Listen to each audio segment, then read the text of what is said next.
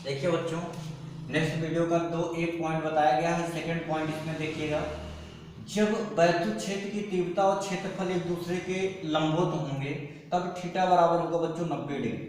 तो जब 90 डिग्री हो जाएगा तो हो जाएगा फाई ई बराबर ए इंटू डी एस कास 90, और कास 90 का बच्चों को मान होता है कास 90 का 0।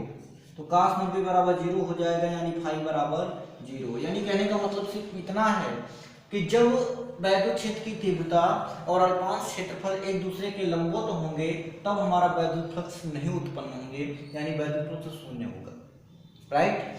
थर्ड पॉइंट देखिए बच्चों, जब वैद्युत क्षेत्र की तीव्रता और अल्पांश क्षेत्रफल एक दूसरे के विपरीत होंगे, इस कंडीशन में होगा बेटा थीटा बराबर 180 डिग्री।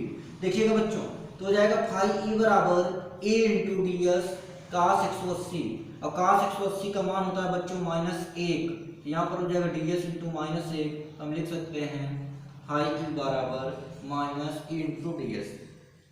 राइट बच्चों, तो हमने आपको तीन कंडीशन वैद्युत फ्लक्स की बताई। फर्स्ट ये कि जब ये दोनों एक दूसरे के पैरेलल हो यानी समांतर हो, दूसरा जब एक दूसरे के लंबवत हो, तीसरा जब एक दूसरे के विपरीत दिशा में हो। तीनों कंडीशन में वैद्युत फ्लक्स कैसे उत्पन्न होंगे, कितना उत्पन्न होंगे, इसके बारे में आप सभी को बताया गया। तो आप लोग इसको नोट कर लीजिए, बहुत ही अच्छी बातें हैं, इंपॉर्टेंट भी हैं। इसके बाद आप सभी को हम गॉस प्रमेय के बारे में बताते हैं कि गॉस प्रमेय क्या होता है।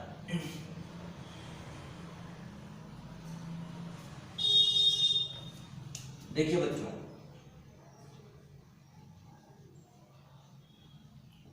गॉस प्रमेय, सबसे पहले आप इसकी थ्योरी लिख लीजिए, फिर इसके बारे में आप सभी को हम समझाते हैं। लिखेंगे गॉस प्रमेय में, इस प्रमेय के अनुसार किसी बंद पृष्ठ से गुजरने वाला वैद्युत फ्लक्स उस पृष्ठ से परिबद्ध कुल आवेश का 1/ε गुना होता है। यानी ये लिखेंगे नीचे, अर्थात फाई ई बराबर Q/ε0। ये प्रमेय बताया गया कि किसी बंद पृष्ठ से, कहने का मतलब बच्चों कि ये प्रमेय तभी लागू होगा कि पृष्ठ जो होगा सरफेस वो बंद होना चाहिए, यानी क्लोज होना चाहिए। तो यहां पर देखिए, पृष्ठ सदैव बंद होगा, आकार कैसा भी हो इससे डिपेंड नहीं करता, आकार कैसा भी हो, पृष्ठ सदैव बंद ही होना चाहिए। राइट बच्चों, अब बात आती है कि जो फाई ई बराबर Q/ε0 होता है, इसकी उत्पत्ति कहां से हुई। तो सेकंड पॉइंट में आप लोग लिखेंगे गॉस नियम की उत्पत्ति। गॉस नियम की उत्पत्ति,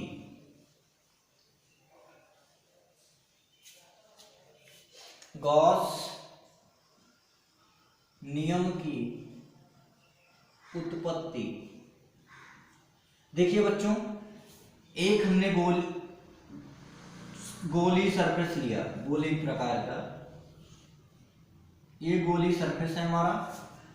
यहां पर गोले का केंद्र होता है O, जिसके केंद्र पर +Q आवेश है। यहां से यहां तक की जो डिस्टेंस है वो r मीटर की है। यहां पर हमने गोली गोस्ती पृष्ठ ले लिया। अब देखो, अगर बंद गोलीय पृष्ठ है तो वैद्युत क्षेत्र की तीव्रता सदैव पृष्ठ से बाहर की ओर उत्पन्न होती है बच्चों। तो यहां से जो वैद्युत क्षेत्र की तीव्रता उत्पन्न होगी वो बाहर की ओर उत्पन्न होगी। कहने का अर्थ है कि ये हमारा वैद्युत क्षेत्र बाहर की ओर उत्पन्न होगा, ये हमारा हो गया ds।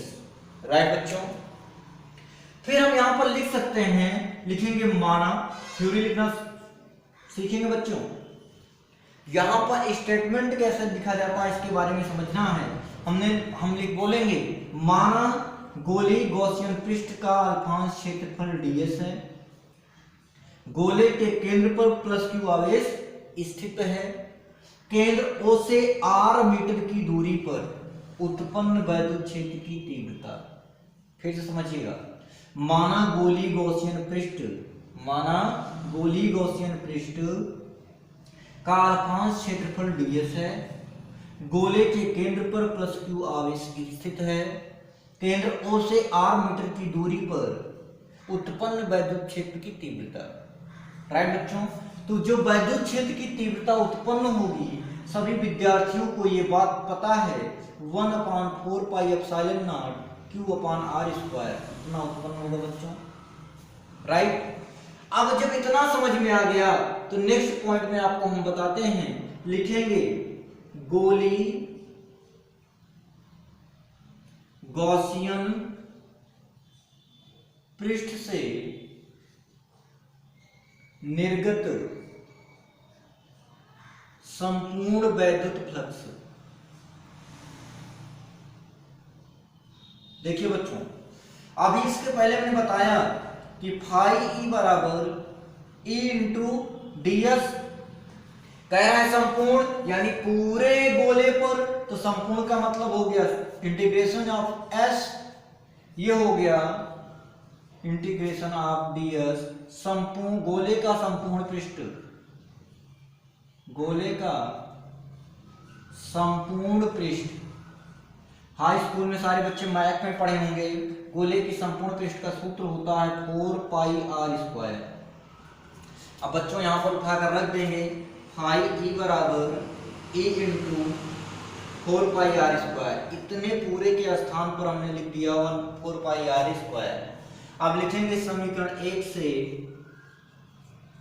ई का मान उठाकर रख दीजिए बच्चों, ई का मान रखने पर, तो समीकरण 1 से बच्चों जब ई का मान रख देंगे हो जाएगा फाई ई बराबर E into 1/4 pi epsilon not Q/r² into 4 pi r², ई का मान रख दिए। अब देखो r² से r कैंसिल, 4 पाई से 4 पाई कैंसिल, बचा हमारे पास फाई बराबर Q/एप्सिलॉन नॉट। यही हमारा सूत्र गॉस प्रमेय होता है, तो लिख देंगे हेंस प्रूव्ड इति सिद्धम।